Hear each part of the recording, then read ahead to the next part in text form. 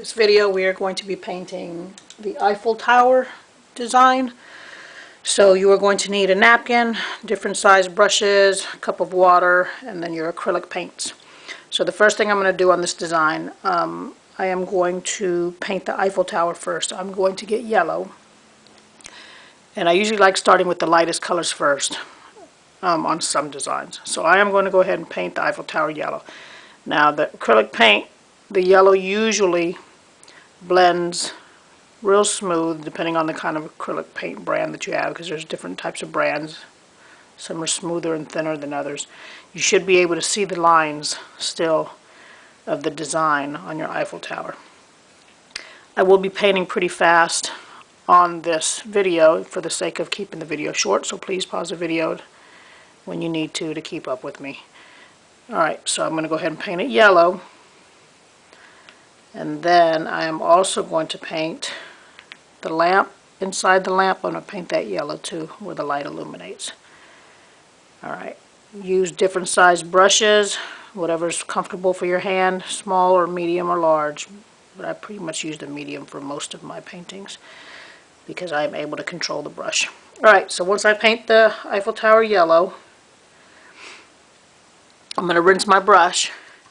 And I usually like to give it some shadow effect to make it look more realistic, so I'm going to like barely touch a little bit of orange, and I'm going to blend it inside the yellow while the yellow is hot, while the yellow is still wet, just to give it a different tone to make it look more three-dimensional. And I'm only going to use just a dash, just a little dot of it. Okay, just to give it some shadow effect. Rinse your brush. Every time you change colors, dab the excess water on the napkin. The next thing I'm going to do is I'm going to paint the brick wall here. There's going to be two different shades of red. So what I usually do, red and white makes a light red or a pink. So I'm going to touch the red and I'm going to paint every other brick a dark red. So I'm going to alternate. So that's the first one, skip one, paint it red, skip one, and go all the way down and do that. So you're making a pattern. And then I'll do it this way. Skip one. So if you notice the pattern, I'm doing every other one a dark red.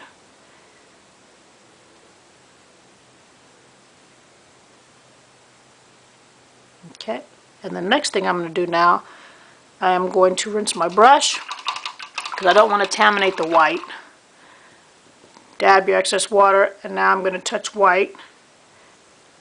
And what happens, I'm going to dab a little bit of white on each one. What happens, it's going to turn into a pink. So now I'm going to touch this last one and get a little bit of pink on my brush. Go down. Like I said, pause the video because I'm going pretty fast for the sake of keeping this video short when I edit the video and post it. So now that there's a little bit of red residue from this last brick, I'm going to go back up into these white areas and it's going to blend and make a light pink. So white and red makes pink, and I want the brick walls to be transparent in different shades so you can see the different bricks. Alright, now rinse your brush. Next step, I'm going to do the background. I'm going to do it a baby blue, so white and blue is going to make a baby blue. I'm going to grab some white on my brush, and I'm literally going to just put some all over the background so that when I grab some blue, it's going to blend with the white and make a baby blue. Change your brush, like I said, in case you can't control the medium-sized brush. I like using medium because it pretty much covers big areas and small areas. So now I'm going to get some blue, and you will notice once you start blending into the white, it'll turn into baby blue. I'm going to go ahead and change my brush. I'm going to use the bigger brush because now I'm going to be covering a larger area, and so you will notice how it turns into a baby blue once you start blending the white and the phthalo blue together. Be careful that you stay outside of the lines of your Eiffel Tower because acrylic paint does cover. It doesn't blend like oil paint. It covers. It's a thick pigment, and it covers your area, covers your mistakes. So acrylic has good points. Has its pros and negatives. Alright, so go ahead and color your background baby blue.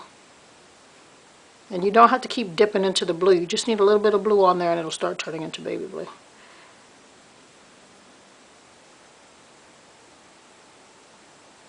Small areas, please use the small brush.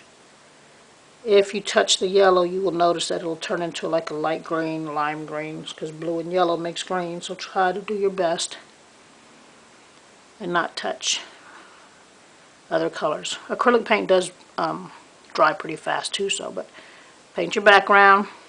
Then I'm going to roll my brush and do like some circular motions because I want it to look like a sky, and I don't want the blue to be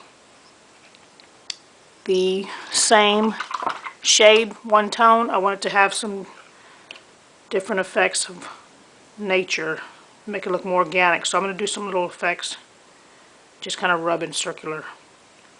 Now if you cover this black lines, you can always go back over at the end of the painting with a Sharpie to make the black line stand out more, or with a pen, with a paintbrush, and just use a real thin paintbrush and you can draw the lines again. But a Sharpie is the easiest way and it's more precise. You'll be able to control a Sharpie more than you can with a paintbrush. It's kind of a little trick you can do. Alright, so like I said, once you're done with the blue, do some circular motions just to make some organic clouds in the air. Alright, rinse your brush. Next step I'm going to do, I'm going to get the smaller brush. I'm going to make some flowers. I'm going to wet my brush and I'm going to touch my red. No, I'm going to do the branches first. You're going to get a little bit of brown. Off the edge of your canvas, you're going to make an organic line and make a branch. And wiggle your brush, twirl it a little bit, different directions. So go a branch off of another branch, and then yours doesn't have to look like mine, just make a branch. Go off this side of the canvas also, make an organic wavy line, not too wavy, just kind of make it look like a branch, and from that first branch, make a second branch. Okay. Now I'm going to rinse my brush and I'm going to put some red for the flowers. You can make whatever flowers you want, but this is an easy way. I'm going to dab my brush and I'm going to make at the end of each branch, I'm going to make a section of red. I want it to overlap, so make sure you go on top of the Eiffel Tower. That's called overlapping, when you color or paint on top of one object to make it look like something is in front of the other. So end of each branch I'm going to make a little circular organic shape of dabs. So don't necessarily do dots. They need to look organic, and just cover the end of each branch however much you want. And then once I do red, I'm going to go back into the white. It's like I told you, white and any color makes a light color of that hue. So once I do red, and you notice some of the red is blending into the blue, so it's making it more like a maroon, which is fine. You don't want all the colors to look the same. Okay, I did my red. Pause your video, like I said, if you want to keep up. I'm going fast for the sake of making this video short. Then I'm going to touch my white, and I'm going to start dabbing into the red again to make some pink. So I have some maroon, I have some bright red, and some pink to make it look like these flowers have different shades. Alright, and then step back and look to see if you need to add a little bit more. Don't make them round, make them like organic looking.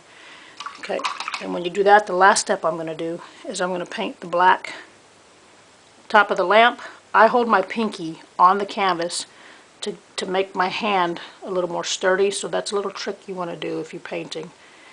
Because if you hold it in the air, your hand kind of shakes, so put your pinky down if you can hold the brush. This is one little tip that I do, a little trick to keep my hand steady. Paint the top here, the bottom, And that's pretty much your painting. And like I said, if you need to get a very thin brush or a Sharpie, you can go over the lines that the acrylic paint erased. But a Sharpie is an easier way if your hand is not able to be sturdy. And that pretty much is your Eiffel Tower drawing. So hopefully you like this video. Quick video, just showing you some little tips and tricks. Please subscribe to my YouTube channel and look for more videos of how to draw with acrylic paint or how to paint with acrylic paint, as well as how to draw.